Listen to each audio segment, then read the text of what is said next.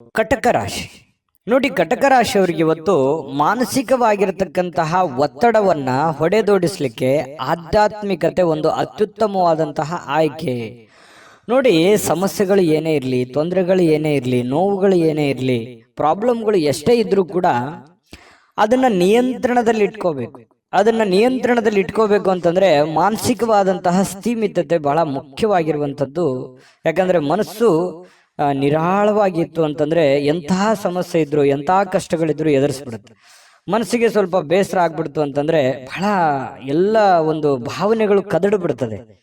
ಹಾಗಾಗಿ ಅದನ್ನ ಸರಿ ಮಾಡ್ಕೋಬೇಕಂತಂದ್ರೆ ಯೋಗ ಮಾಡಬೇಕಾಗತ್ತೆ, ಧ್ಯಾನ ಮಾಡಬೇಕಾಗತ್ತೆ, ಆಧ್ಯಾತ್ಮಿಕ ವಿಷಯಗಳತ್ತ ಗಮನವನ್ನು ಹರಿಸ್ಬೇಕಾಗತ್ತೆ. ಆಧ್ಯಾತ್ಮಿಕ ಗುರುಗಳ ಭೇಟಿಯನ್ನ ಮಾಡಿಕೊಂಡು ಕೆಲವೊಂದು ವಿಚಾರಗಳು, ಕೆಲವೊಂದು ಸಾಧು ಸಂತರು, ಸತ್ಪುರುಷರು ಹೇಳಿರುವಂತಹ ಮಾರ್ಗದರ್ಶನಗಳನ್ನ ನಮ್ಮ ಜೀವನದಲ್ಲಿ ಅಳವಡನೆ ಮಾಡಿಕೊಂಡಾಗ ಮನಸ್ಸು ಸುಧಾರಣೆ ಆಗುತ್ತೆ, ಹಿಡಿತದಲ್ಲಿ ಬರುತ್ತೆ ಅನ್ನುವಂಥದ್ದು ಅರ್ಥ ಮಾಡ್ಕೋಬೇಕಾಗತ್ತೆ. ಇವತ್ತಂತ ಅಲ್ಲ, ಇಡೀ ನಿಮ್ಮ ಜೀವನದಲ್ಲಿ ಇದನ್ನ ಅಳವಡಿಸ್ಕೊಳ್ಳುವಂತಹ ಪ್ರಯತ್ನವನ್ನ ಮಾಡುವಂತಹದ್ದನ್ನ ಮಾಡ್ಕೊಳ್ಳಿ. ಅದು ನಿಮ್ಮ ಮನಸ್ಸಿನ ಮೇಲೆ ಬಹಳಷ್ಟು ಪ್ರಭಾವವನ್ನ ಬೀರುವಂತಹ ಸಾಧ್ಯತೆಗಳಿದೆ.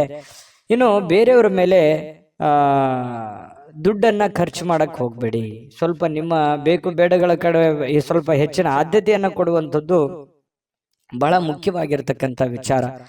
ಇನ್ನು ನಿಮ್ಮ ಆಕರ್ಷಣೆಯನ್ನ ಮತ್ತು ನಿಮ್ಮ ಬುದ್ಧಿವಂತಿಕೆಯನ್ನ ಬಳಸಿದಲ್ಲಿ ಇವತ್ತು ತುಂಬಾ ಚೆನ್ನಾಗಿ ಮಾತುಗಳು ಬರ್ತವೆ.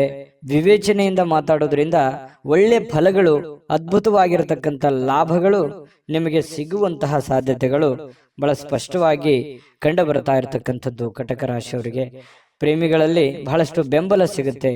ಪತಿ ಪತ್ನಿಯರ ಮಧ್ಯದಲ್ಲೂ ಒಬ್ರಿಗೊಬ್ರು ಬಿಟ್ಟು ಕೊಡೋದಿಲ್ಲ, ಒಬ್ರಿಗೊಬ್ರು ಬಹಳಷ್ಟು ಆಳವಾಗಿ ಪ್ರೀತಿಸುವಂತಹ ಸಾಧ್ಯತೆಗಳು ಕಟಕ ರಾಶಿಯವರಿವತ್ತು ಕಂಡು ಬರ್ತಾ ಇರತಕ್ಕಂಥದ್ದು.